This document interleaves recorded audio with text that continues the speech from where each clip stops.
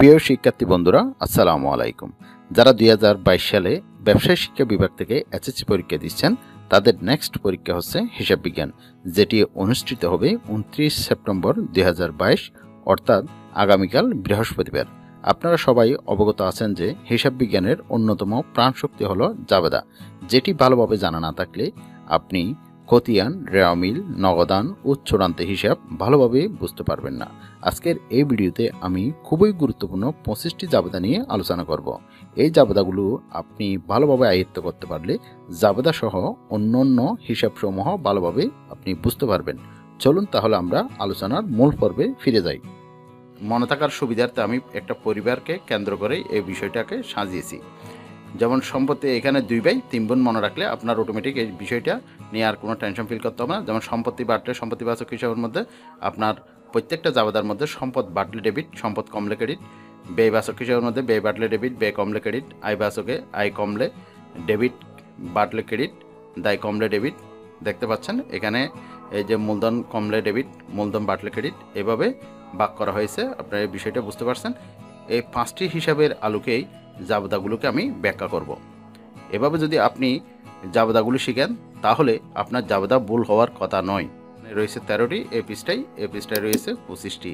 এই 25টি জাবেদা যদি আপনি ভালোভাবে দেখেন, এখানে খুব ইম্পর্টেন্ট যে জাবেদাগুলো আপনার প্রয়োজন হবে সব জাবেদাগুলো এখানে রয়েছে।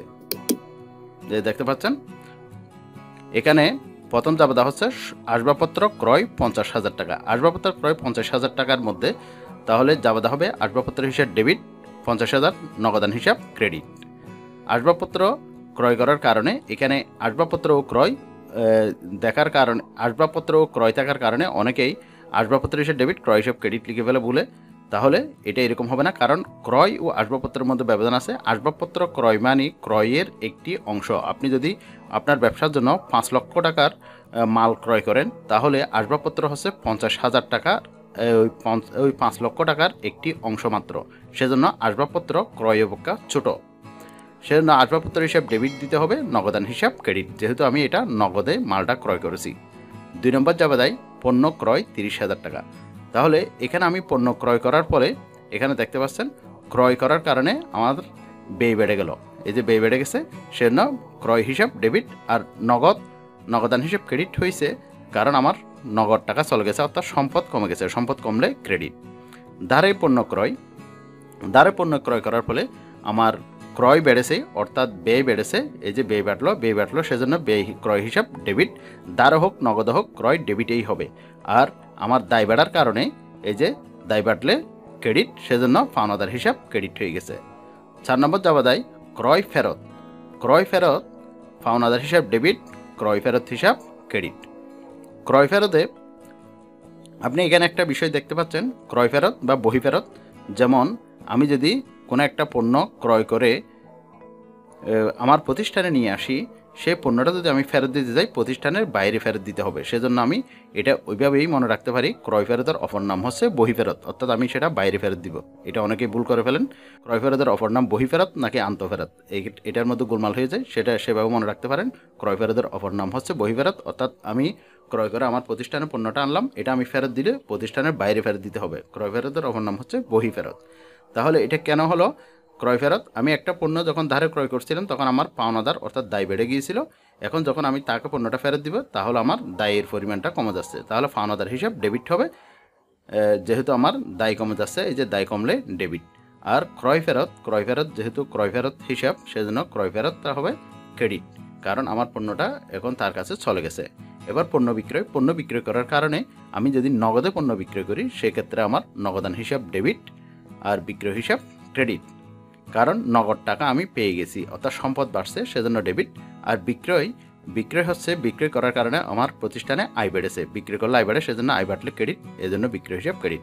ধারে পণ্য বিক্রয়ের ফলে আমার দানাদার তৈরি হবে, যেহেতু আমি সেটা ধারে বিক্রি করছি, আমি তার কাছ থেকে পরবর্তীতে টাকা পাবো, সেজন্য আমার সম্পদ বেড়ে গেছে। এই যে সম্পদ বাড়লে ডেবিট, সেজন্য সম্পদ ডেবিট। বিক্রয় করার কারণে আমার প্রতিষ্ঠানে আয় বেড়ে গেছে, সেজন্য বিক্রয় হিসাব ক্রেডিট, অর্থাৎ পণ্য ধারে হোক নগদ হোক বিক্রয় ক্রেডিটেই হবে। বিক্রয় ফেরতের ক্ষেত্রে আপনার বিক্রয় ফেরত, যেমন আমি পণ্যটা বিক্রি করছি প্রতিষ্ঠানের বাইরে, সেটা যদি আমার ফেরত হয় তাহলে সেটা আমার প্রতিষ্ঠানে ফেরত আসবে, অর্থাৎ আন্তঃফেরত মানে ভিতরে ফেরত। এটা এভাবে মনে রাখতে পারেন, বিক্রয় ফেরতের অপর নাম হচ্ছে আন্তঃফেরত। তাহলে বিক্রয় ফেরত হিসাব ডেবিট, দেনাদার হিসাব ক্রেডিট। কারণ আমার দেনাদার নামক যে সম্পদটি ছিল সেই সম্পদটি এখন কমে গেছে বিক্রয় ফেরত হওয়ার কারণে, সেজন্য দেনাদার হিসাব ক্রেডিট হয়ে গেছে এবং বিক্রয় ফেরত হিসাব ডেবিট হয়ে গেছে। 8 নম্বরে রয়েছে আসবাবপত্রের অপচয়। আপনি ধরুন কোনো একটি আসবাবপত্র 50,000 টাকা দিয়ে ক্রয় করেছেন, সেটা 5 বছর পর কিন্তু আপনি 50,000 টাকা দিয়ে বিক্রি করতে পারবেন না। সেজন্য আপনাকে প্রতি বছর 5,000 আপনাকে অবচয় ধরতে হবে, অথবা আপনি যদি 10,000 করে প্রতি বছর অবচয় ধরেন তাহলে 5 বছর পর গিয়ে আপনার অবচয় দাঁড়াচ্ছে 50,000। তাহলে ওই 50,000 টাকা দিয়ে আপনি আরেকটি আসবাবপত্র ক্রয় করতে পারেন। সেজন্য ব্যবসার ক্ষেত্রে আসবাবপত্রের অবচয় ধার্য করা হয়।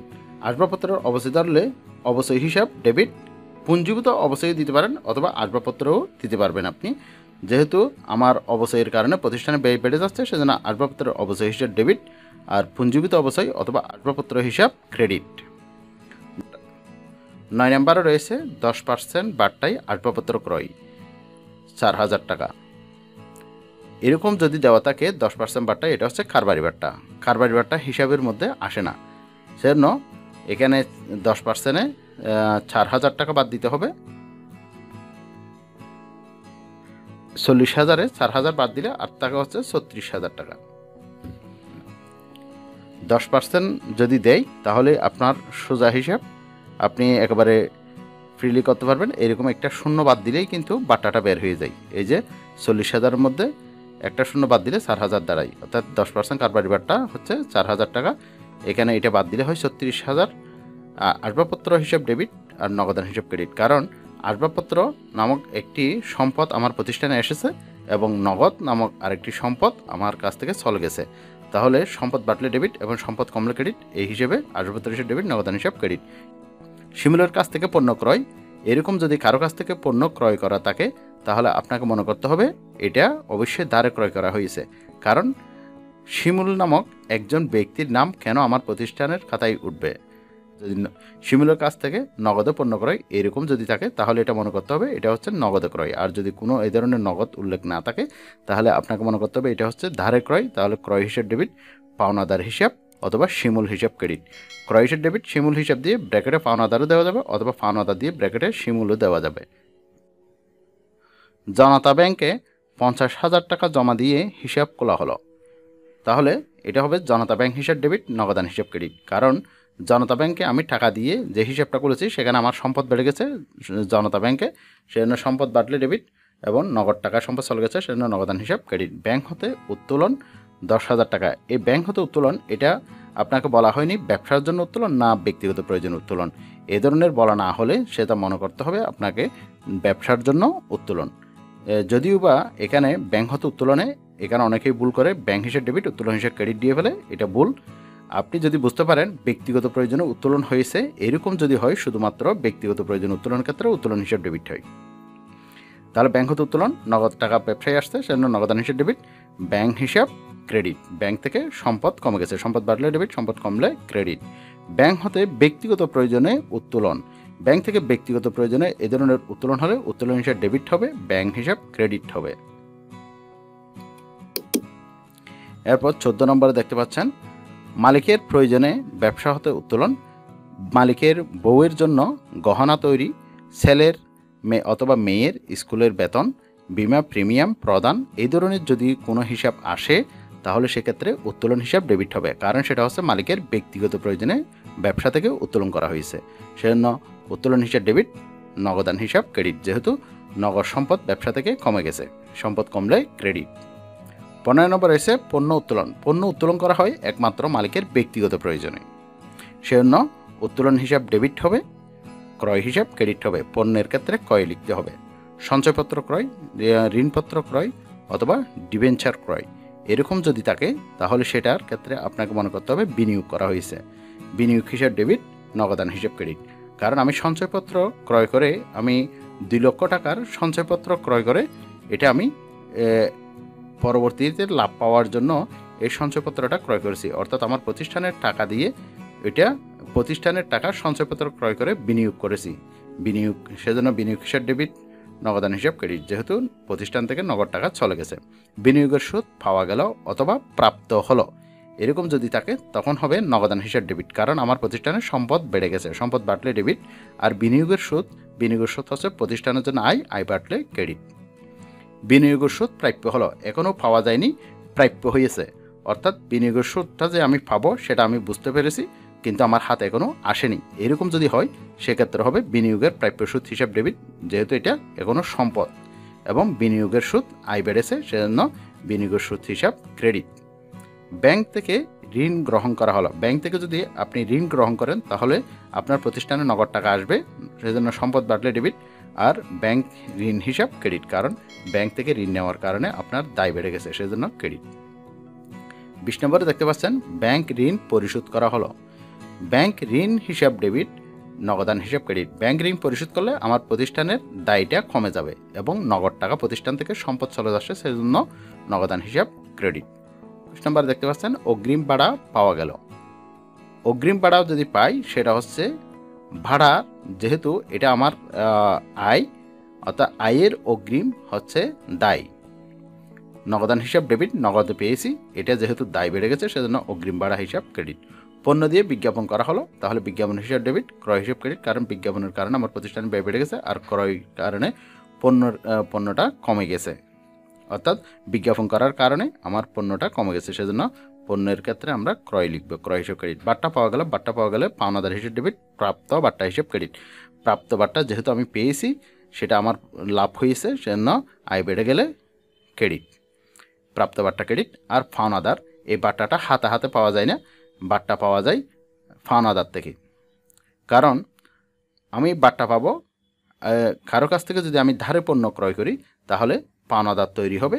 এই পাওনাদারকে যদি আমি নির্দিষ্ট সময়ে টাকা না দিই, সেই টাকাটা আমার কাছ থেকে উদ্ধার করার জন্য কিছু টাকা আমাকে ছাড় দিয়ে এই টাকাটা নেওয়ার চেষ্টা করে, তখন পাওনাদার বাট্টা প্রদান করে তাকে টাকাটা নিতে হয়, সেক্ষেত্রে আমি বাট্টা পাবো, প্রাপ্ত বাট্টা হিসাব ক্রেডিট, পাওনাদার হিসাব ডেবিট।